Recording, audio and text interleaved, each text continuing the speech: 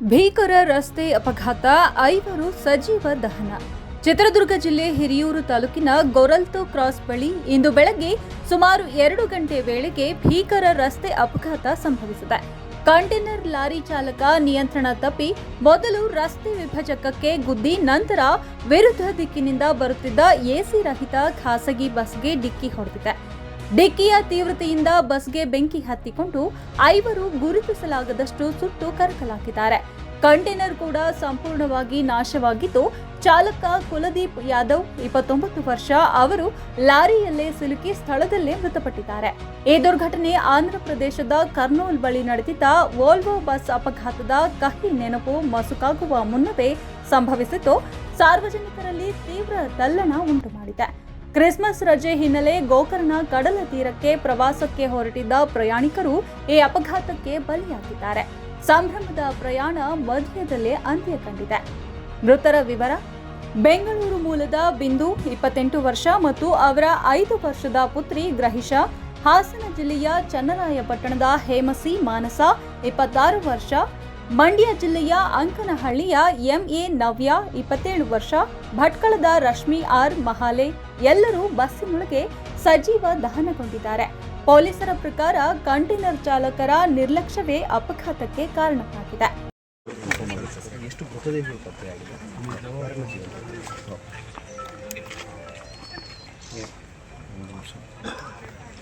ಸ್ವಲ್ಪ ಸೈಡ್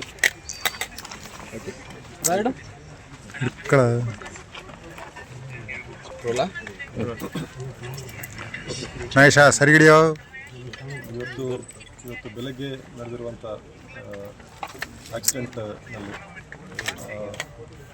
5 ಮೃತದೇಹಗಳು ನಮಗೆ ಬಸ್ಸಿನಿಂದ ರಿಕವರಿ ಆಗಿದೆ ಮತ್ತು ಒಂದು ಮೃತದೇಹ ಲಾರಿ ಡ್ರೈವರ್ದು. ಒಟ್ಟು 6 ಮೃತದೇಹಗಳನ್ನು ನಾವು ಕಲೆಕ್ಟ್ ಮಾಡಿದ್ವಿ. ಈ ಬಸ್ನಲ್ಲಿ ಪ್ರಯಾಣಿಸುತ್ತಿರುವಂಥ ಪ್ರಯಾಣಿಕರಲ್ಲಿ ನಮಗೆ ಬಿಂದು ಮತ್ತು ಬಿಂದು ಅವರ ಮಗು ಗ್ರೇಯ, ಮಾನಸ, ನವ್ಯ ಮತ್ತು ರಶ್ಮಿ ಇವರು 4 ಜನ ಪ್ಲಸ್ ಮಗು ಗ್ರೇಯ. ಇವರು ನಮಗೆ ಸಂಪರ್ಕಕ್ಕೆ ಸಿಗಲಿಲ್ಲ. ಸೊ ಇವಾಗ ನಮಗೆ ಸಿಕ್ಕಿರುವಂಥ ಬಾಡಿಗಳು ಕೂಡ 4 ಅಡಲ್ಟ್ ಬಾಡಿ ಮತ್ತು 1 ಮಗುದು ಬಾಡಿ ಇದೆ. ಅವರ ಸಂಬಂಧಿಕರ ಕಡೆಯಿಂದ ನಾವು ಅದನ್ನು ಐಡೆಂಟಿಫೈ ಮಾಡಿಸ್ತಾ ಇದ್ವಿ. ಸೊ ಒಟ್ಟಾರೆಯಾಗಿ ಬಸ್ನಲ್ಲಿ 4 ಜನ ಅಡಲ್ಟ್ಸ್ ಮತ್ತು ಒಬ್ಬ ಚೈಲ್ಡ್ ಮೃತಪಟ್ಟಿದ್ದಾರೆ. ಲಾರಿನಲ್ಲಿ ಒಂದು ಲಾರಿ ಡ್ರೈವರ್ ಮೃತಪಟ್ಟಿದ್ದಾರೆ. ಅವ್ರದ್ದು ದೇಹ ರಿಕವರಿ ಮಾಡಿದ್ವಿ. ಬಸ್ಸಿನ ಪ್ರಯಾಣಿಕರು ಬಸ್ಸಲ್ಲಿ ಬುಕ್ಕಿಂಗ್ ಆಗಿದ್ದಷ್ಟು ಅದ್ರಲ್ಲಿ ಕಾಣೆ ಆಗದಷ್ಟು ಎಲ್ಲಿ ಪತ್ತೆ ಆಗಿದೆ? ಬಸ್ನಲ್ಲಿ ಒಟ್ಟಾರೆಯಾಗಿ 32 ಜನ ಇದ್ದರು. ಅದರಲ್ಲಿ 28 ಜನ ಬುಕ್ ಮಾಡಿಕೊಂಡು ಬಸ್ ಹತ್ತಿದ್ದಾರೆ. ಮಧ್ಯದಲ್ಲಿ 2 ಜನನ ಹತ್ತಿಸ್ಕೊಂಡಿದ್ದಾರೆ ಮತ್ತು ಒಬ್ಬ ಕಂಡಕ್ಟರ್, ಒಬ್ಬ ಡ್ರೈವರ್ ಇದ್ದಾರೆ. ಈ ಮಗುದು ಡೀಟೇಲ್ಸ್ ಬುಕ್ಕಿಂಗ್ ಡೀಟೇಲ್ಸಲ್ಲಿ ಇಲ್ಲ. ಗ್ರೇಯ ಮದರ್ ಜೊತೆ ಇದ್ದಾರೆ, ಅವರದ್ದು ಡೀಟೇಲ್ಸ್ ಇಲ್ಲ. ಡ್ರೈವರ್ ಮತ್ತು ಕಂಡಕ್ಟರ್ ಇಬ್ಬರು ಬಸ್ಕೊಂಡಿದ್ದಾರೆ. ಡ್ರೈವರ್ ಕಂಡಕ್ಟರ್ ಇಬ್ಬರು ಸರ್ವೈವ್ ಆಗಿದ್ದಾರೆ. ಈಗ ಒಬ್ಬರು ಬುಕ್ ಮಾಡಿರೋರು ಬಸ್ ಇರಲಿಲ್ಲ ಅಂತ ಒಂದು ಮಾಹಿತಿ. ಹೌದು, ಅವರು ಬುಕ್ ಮಾಡಿ ಅವರು ಬಸ್ ಹತ್ತಲಿಲ್ಲ. ಅವರನ್ನು ನಾವು ಕೌಂಟ್ ಮಾಡಿದ್ವಿ. 28 ಜನ ಪ್ರಯಾಣಿಕರು, ಈ 2 ಜನ ಮಧ್ಯದಲ್ಲಿ ಹತ್ತಿದ್ದಾರೆ. 2 ಬಸ್ ಕಂಡಕ್ಟರ್ ಆ್ಯಂಡ್ ಡ್ರೈವರು, ಒಬ್ಬ ಮಗು is not accountant.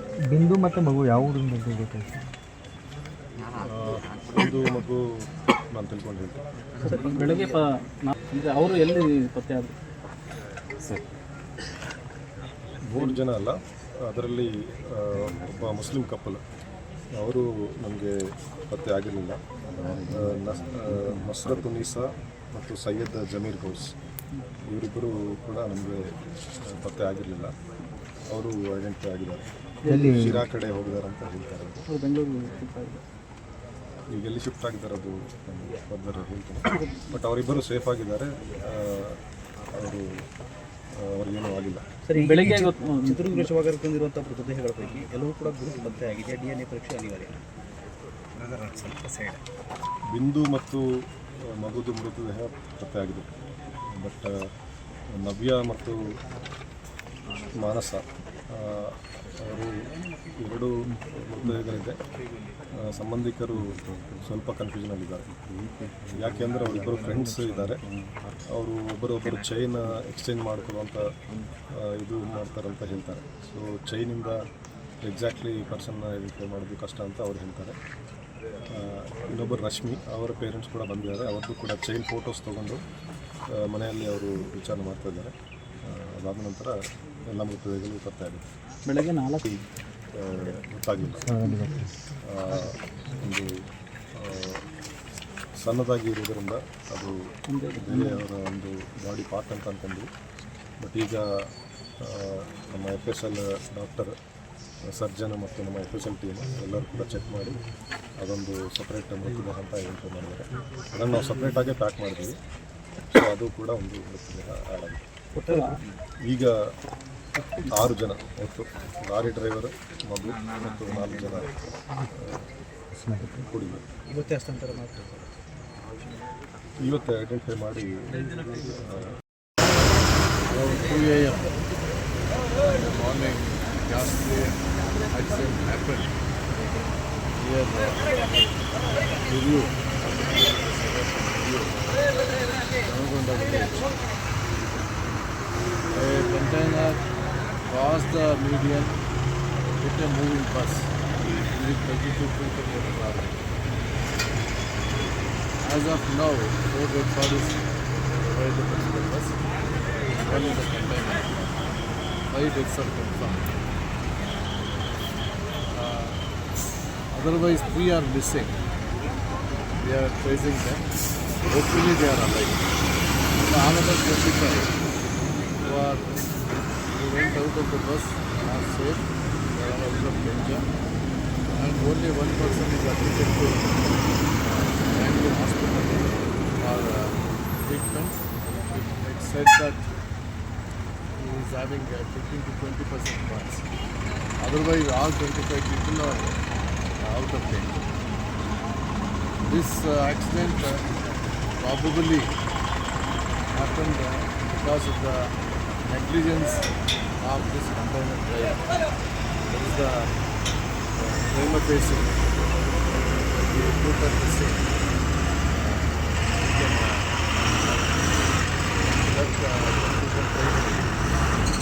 Otherwise, investigation revealed what is the cause of the accident, who is responsible for this accident. School bus, see, after this container hit the Seabird bus, in turn it has hit another bus carrying 42 children from T. Dasaji to Gandhi. Fortunately, that bus broke the fence into service road. No one is injured. This is very fortunate. And all 42 kids, children are well and healthy, and they travel further to another bus.